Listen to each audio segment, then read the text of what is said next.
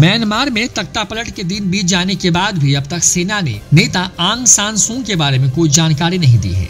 Myanmar की सेना ने सोमवार सुबह नोबेल पुरस्कार विजेता नेता आंग सान सू की गिरफ्तार कर लिया था और सत्ता की कमान अपने हाथों में ले ली थी। सेना ने म्यांमार में 1 साल के लिए इमरजेंसी का ऐलान किया है और इस दौरान सेना प्रमुख ही विधायिका, कार्यपालिका और न्यायपालिका की जिम्मेदारी संभालेंगे। आंग सान सू की party national league for democracy ने एक बयान जारी कर सेना से नवंबर महीने में हुए चुनाव के नतीजों का सम्मान करने और आंग सान सू की समेत गिरफ्तार नेताओं को तुरंत रिहा करने की अपील की है। पार्टी ने अपने फेसबुक पेज पर पोस्ट किए बयान में कहा, म्यांमार के कमांडर इन चीफ संविधान के खिलाफ जाकर सत्ता पर काबिज हो रहे हैं और जनता की शक्ति को नजरअंदाज कर रहे हैं। बता दें कि पिछले साल नवंबर महीने में हुए चुनाव में NLD को 80% से ज्यादा वोट मिले थे। सेना ने चुनाव में धांधली होने का आरोप लगाते हुए तख्तापलट को अंजाम दिया है। म्यांमार के नेता आंग सान सू की रिहाई की मांग तेज हो गई है। सोमवार तड़के गिरफ्तारी के बाद से अभी तक उन्हें एक बार भी नहीं देखा गया है और न ही उनके बारे में कोई आधिकारिक जानकारी सामने आई है। NLD के अंदरूनी सूत्रों का कहना है कि आंग सान सू की और राष्ट्रपति विन मिंट को हाउस अरेस्ट किया गया है। एक सांसद ने नाम न बताने की शर्त पर न्यूज एजेंसी AFP से बातचीत में कहा कि हमें कहा गया है कि परेशान होने की जरूरत नहीं है, लेकिन हमें चिंता हो रही है। अगर हम घर में आंग सान सू की के मौजूद होने के सबूत के तौर पर उनकी कुछ तस्वीरें देख लेते तो हमें सुकून मिल जाता। सू की ने साल 1989 से लेकर साल 2010 तक करीब 15 साल जेल में ही बिताए हैं।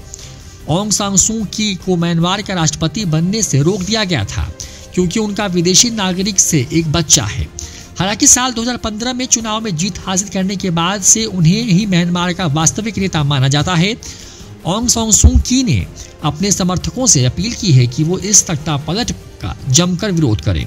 हालांकि अभी तक किसी प्रदर्शन की खबर नहीं है, बस डॉक्टर समेत कुछ पेशेवरों ने असहयोग का ऐलान किया है। म्यांमार की सेना ने सैकड़ों सांसदों को भी उनके सरकारी आवास में नजरबंद कर दिया है। गिरफ्तार हुए एक सांसद ने न्यूज एजेंसी AP से बातचीत में बताया कि उन्हें और 400 अन्य सांसदों को उनके घरों में कैद कर लिया गया है।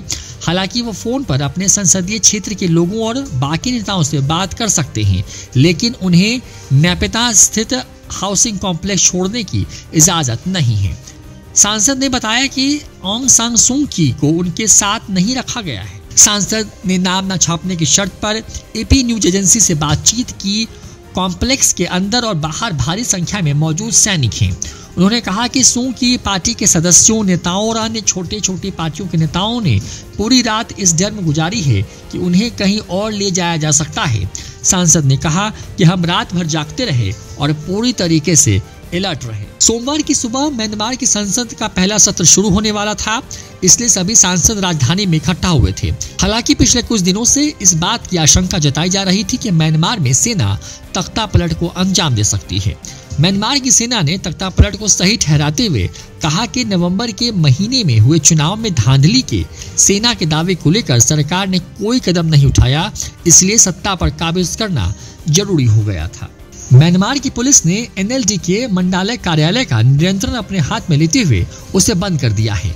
इमारत में मौजूद पार्टी सदस्यों को 1 फरवरी की रात को बलपूर्वक बाहर निकाल दिया गया। सूत्रों के मुताबिक पूरे इलाके में आवागमन पर पाबंदी लगा दी गई है और दफ्तर में छानबीन भी की गई है। दूसरी तरफ सोमवार की रात से सेना प्रमुख मिन लैंग ने एक कैबिनेट मंत्रियों के नामों का भी ऐलान किया है। सोमवार की देर रात को सेना प्रमुख मिन लैंग ने एक नए कैबिनेट में मंत्रियों के नामों का भी ऐलान किया है। 11 सदस्यीय कैबिनेट में कई जनरल और पूर्व जनरल शामिल हैं। तख्तापलट होने के बाद म्यांमार के महानगर यंगून में मंगलवार को सड़कों पर सन्नाटा पसरा रहा। हालांकि बाजार खुले हुए थे और बसें, ट्रेनें भी चल रही थीं। सुरक्षा बलों की भारी तैनाती न होने के बावजूद भी सब कुछ असामान्य नजर आया। सेना के डर से लोग अपने घर से आंग सान सू की पार्टी के लाल झंडे को अपने घरों से हटा रहे। म्यांमार में दशकों तक सैन्य शासन रहा है। साल 2011 में जन आंदोलन और अंतर्राष्ट्रीय दबाव की वजह से आंग सान सू के नेतृत्व में लोगों द्वारा चुनी गई सरकार आई, लेकिन सत्ता में सेना का वर्चस्व बना रहा। संविधान में सेना के लिए 25% सीटें आरक्षित की गई हैं और 3 सबसे अहम मंत्रालयों में नियुक्ति का अधिकार सेना के ही पास है। ऑंग सान सू की शुरू के सालों में सेना की मुखर आलोचना की थी, लेकिन बाद में वो उसी सेना का बचाव करती नजर आई। राजनेता बनने के बाद उनके सामने तमाम जनरलों के साथ काम करने की मजबूरी थी। लोकतंत्र के लिए लड़ाई को लेकर नोबेल पुरस्कार जीतने वाली सू की छवि को पिछले कुछ सालों में काफी नुकसान पहुंचा। ऑंग सान सू की आलोचना तब सबसे ज्यादा हुई जब उन्होंने रोहिंग्या मुसलमानों के खिलाफ सेना की कार्रवाई का बचाव किया। अमेरिका और अन्य संगठनों ने रोहिंग्यों के खिलाफ म्यांमार की सेना की कार्रवाई को जनसंहार की संज्ञा दी थी। न्यूज़ 4 नेशन की रिपोर्ट।